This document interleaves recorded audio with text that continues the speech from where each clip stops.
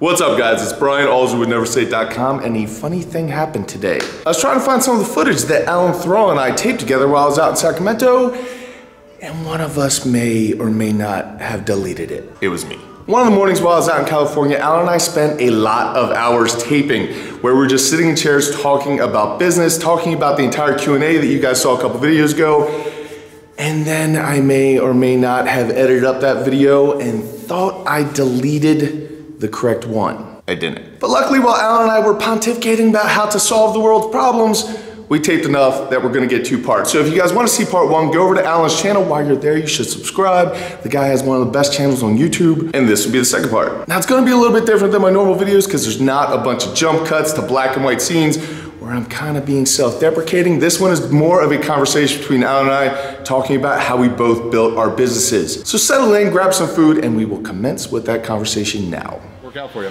If you can get comfortable being uncomfortable, you can write your own ticket in this world. Yep.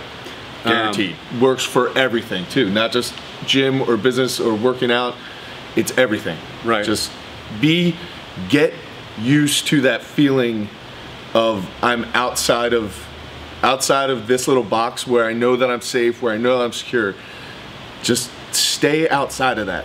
Because the second that you get comfortable in this new area or with your business or a place where it's at, that's when it stops growing. That's when you stop getting better, and if you're not improving, you're probably getting worse. It's very hard to maintain anything.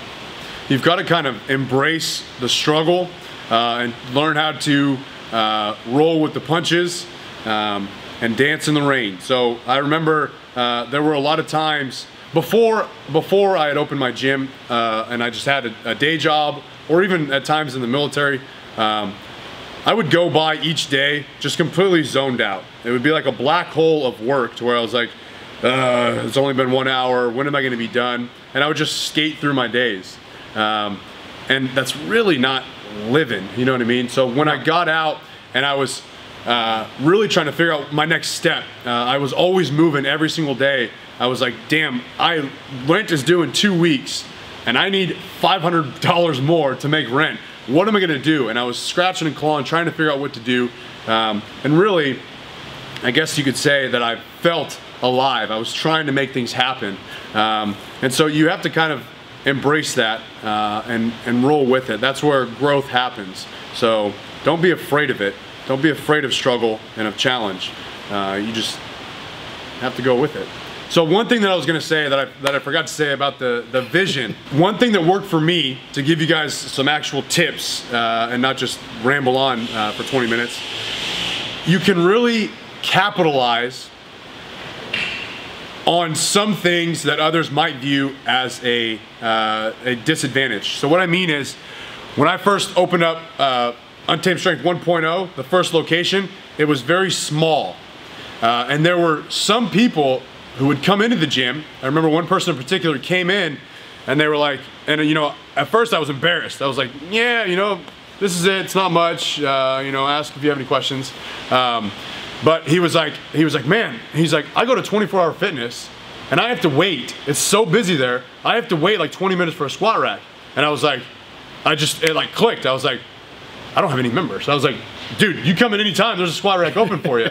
And people started to like that small atmosphere. They were tired of being lost in the commercial gym, having to fight through the crowds of people. So I really capitalized on something that I thought originally was a disadvantage for my business. But I was like, look, the gym's small, but you're always gonna have a squat rack. You wanna meet some other people who are like-minded, who wanna get stronger. It's just such a close gym, such a small knit community that you're bound to find some friends and meet some people who actually like lifting too. So you can really capitalize on your disadvantages if you try hard enough. Focus on what you have, not what you don't have. Don't go in saying, oh, well, I don't have a bank of 50 treadmills like a lot of commercial gyms. No, but commercial gyms don't have a big tire. And how much cooler is it to put up on your Instagram flipping a tire than it is running on a treadmill? You know, try to point towards the good things that you got going for you, because if you focus on the negatives, it is guaranteed that everyone else that you interact with will focus on those negatives too. If you're like, yeah, a lot of people don't like it because there's you know, there's not as much equipment, but people come in here every single day and they're able to hit their squats, they're able to hit, you know, focus on your positives. Yep, and you could even convince people that, look, you don't need a treadmill, you don't need an elliptical, we got some tires, let's drag some tires, let's push 100%. Some sleds. That's gonna be a way better workout, and it's a lot cheaper for you, but you've gotta be a salesman. You've gotta show people, you know, how to get work done with little resources. It's a funny thing that you say that, because I thought the same exact thing when we were talking about vision, was make it exclusive. In this culture, it's very cool for people to say like, oh, we want everyone to be here. We want everyone to have a trophy. We want everyone to be a winner. But that's not how life works. Everyone doesn't get a trophy. Some people fall in very hard times and terrible things happen.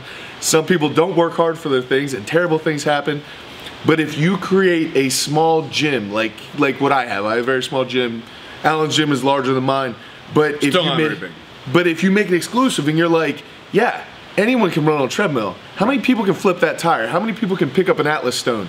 Like, you're part of an exclusive group who does hard work, and you could be proud of that work that you do.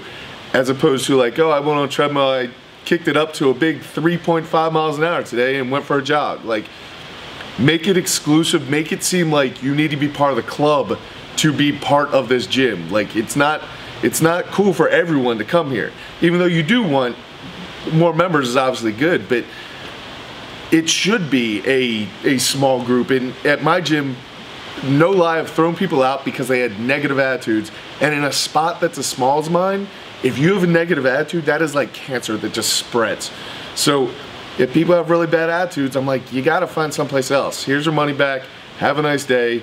But creating that exclusivity is a cool thing to do if you don't have the option of a million options or a really large place. Right, you have to think about who your target market is. And it could be as general as, I want a bunch of people who want to come in here and work really hard, who want to do some strongman movements, who want a great workout.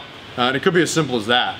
When you try to cater to everyone, it kind of waters down the whole atmosphere for other people. So if I said, yeah, you can bring in some bodybuilders who like to oil up and flex in front of a mirror. We could bring in some powerlifters. We could bring in some overweight, 40-year-old moms who want to lose some weight. Absolutely. It just kind of waters down everything for everyone else. So like you said, make it exclusive and really find your target market and make it awesome for them. And I think it goes a long way. If you want to fail, try to make everyone happy. Yeah. Like, pick who you want to make happy and make them very happy. And maybe the money will come, maybe it won't, maybe you need to shift gears halfway through. But, I mean, don't try to please everyone or you will please no one. Yep. Which, talking about money, so how did you decide for pricing? Because a lot of people have asked this question. Yeah. So initially, when I went with pricing, I was definitely on the very low end because I was starting from nothing. I had no revenue, so I was like, whether people will pay me 10 bucks or 100 bucks, I need money, you know? So I wanted to play with the price as I want to get my money's worth, but at the same time, I don't want to scare people away by charging, too much. Sure. And I don't want to get taken advantage of by charging too low. And one thing that really helped me was when I personally got to talk to Elliot Hulse with Strength Camp. I went to one of his seminars, and the way he explained it, I'm not going to take credit for it. The way he explained it was, he said, paraphrasing, you can either be at McDonald's or you can be a high-end steakhouse. So you can sell $1 burgers to a whole bunch of people, or you can sell $50 steaks to much fewer people, still making the same amount of money. So you kind of have to look at, are you going to make your gym exclusive to Olympic weightlifters? And your gym might be outfitted with Alico barbells, expensive bumper plates, or do you want to cater to a whole bunch of people and make a big atmosphere, kind of like a boot camp class? What I did initially was look at what other gyms in the area were charging per month, because when I first started, it was just a membership. That was it. You just had a membership and you came to the gym. You couldn't use the gym at your own leisurely time. It was all with me. So it was really, and I didn't offer personal training rates.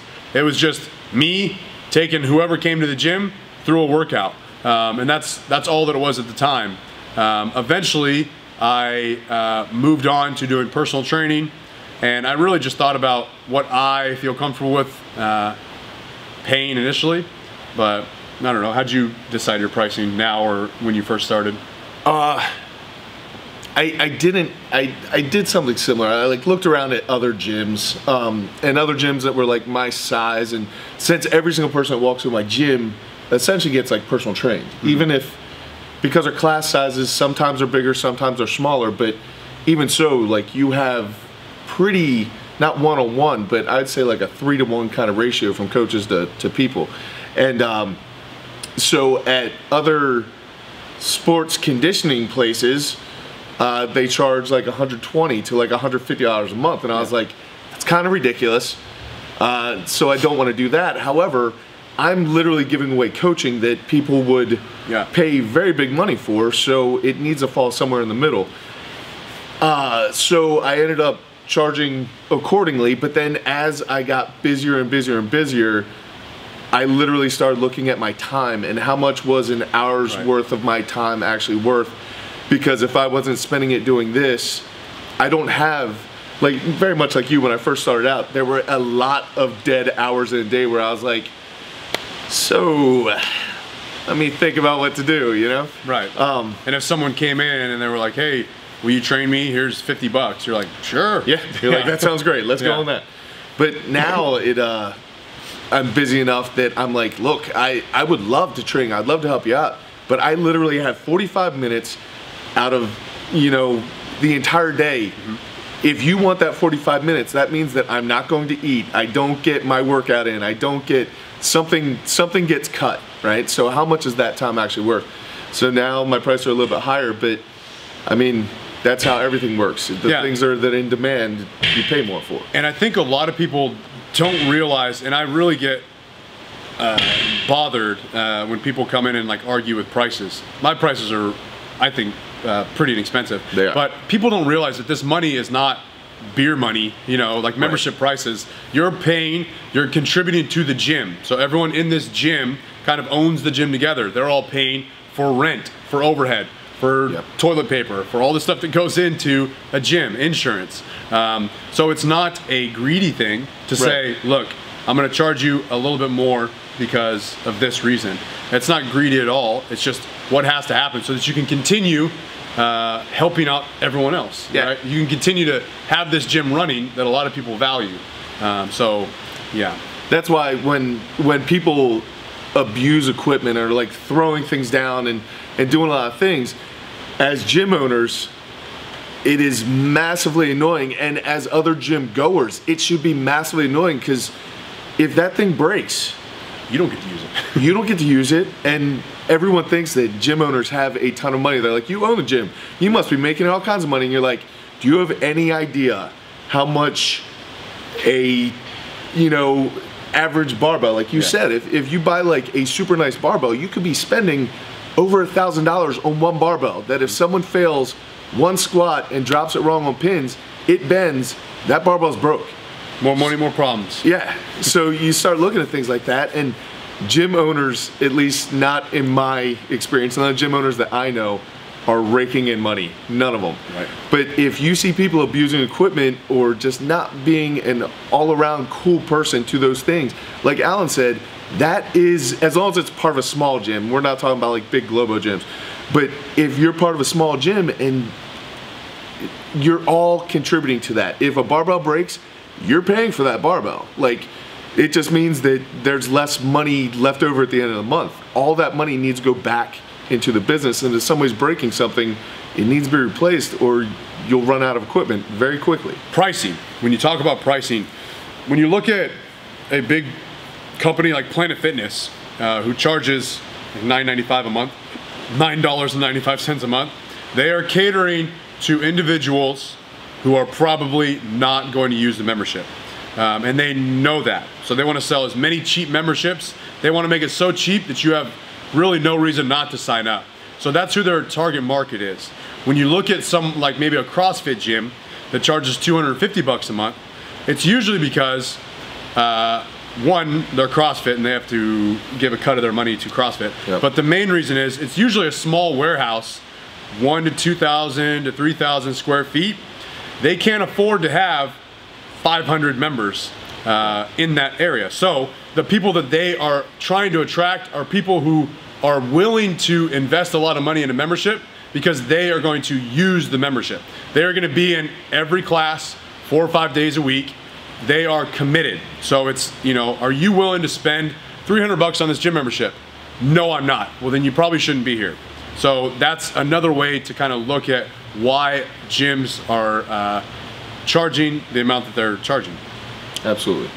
Guys, thanks so much for watching the video. Hopefully, if you have aspirations to open your own gym someday, some of this conversation will help you out. And if nothing else, Alan and I had an awesome time taping it, and I loved picking his brain because he's just a couple steps in front of me in this whole gym business thing. We also have an absolutely hilarious video coming up that you guys are going to want to see, and a lot of you are going to find it helpful, and it has a lot of training footage of Alan and I together. It also may involve costumes. But like I said, I do thank you guys so much. Until I see you again, go out and do something amazing with your lives. Keep working hard, people. Be nice to each other, and I will see you then.